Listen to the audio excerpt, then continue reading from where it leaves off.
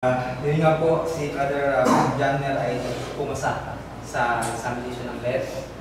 Lubos ang pagpapasalamat sapagkat nagbunga lahat ng pagsisikap at yung hard work na tinatawag.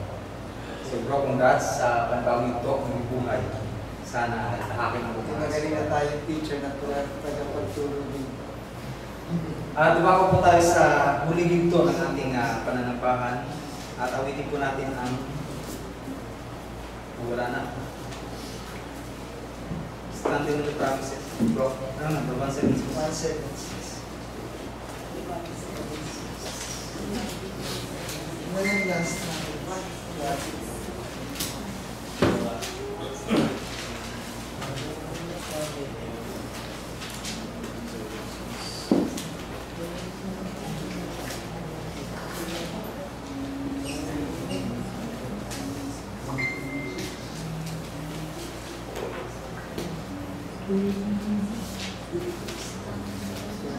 Standing on the promises.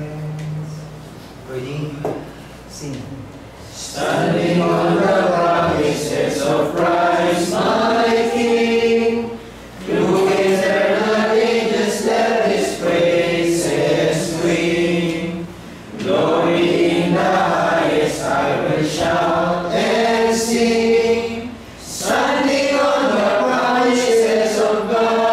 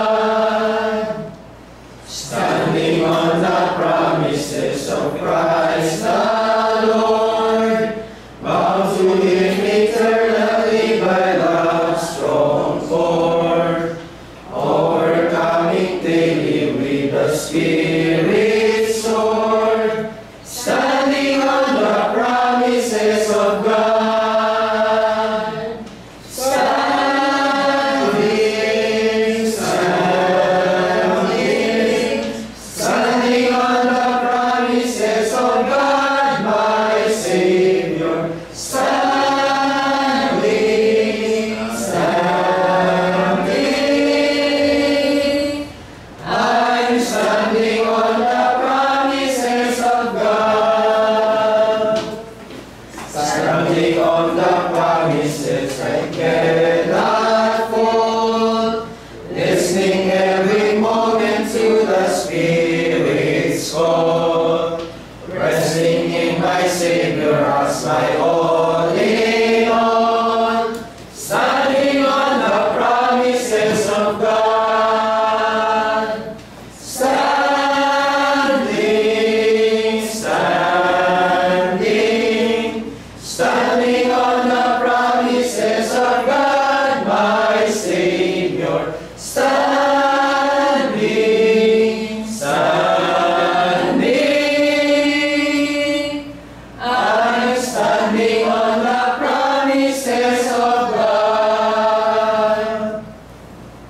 Tayo po ay yumukod at mapupo ng aming panghuling panalangin.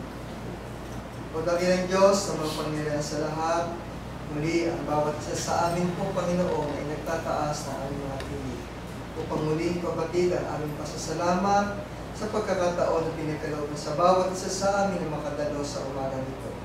Mag-aral ng mga salita mo, Panginoon, na magagamit namin, Panginoon, sa pagpapalakas ng aming mga pananampalataya at maging kalasag ng aming mga buhay sa aming pang-araw-araw na pumumuhay sa salita mo. Salamat, Panginoon, sa mga biyayang pinagkakaloob mo sa bawat isa sa amin. Ang aming mga kabuhayan, ang aming mga negosyo, ang aming mga trabaho, gayon din, Panginoon, ang pag-ibig at pagmamahal ng bawat isa sa amin dahil sa aming mga pamilya, sa aming community at sa bawat lugar na aming pinarooon. Panginoon, ang bawat isa sa amin ay humihingi ng kapatawaran. Taos puso, Panginoon, na hinihiling namin na kami ay ilayo mo sa masamang mga gawain at masasamang mga pita ng aming mga laman upang, Panginoon, kami ay makababuhay ng naaayon sa iyong kalooban at magmana ng buhay na walang hanggan na kung saan ay aming nilimitin hanggang sa huli sandali ng aming mga hininga.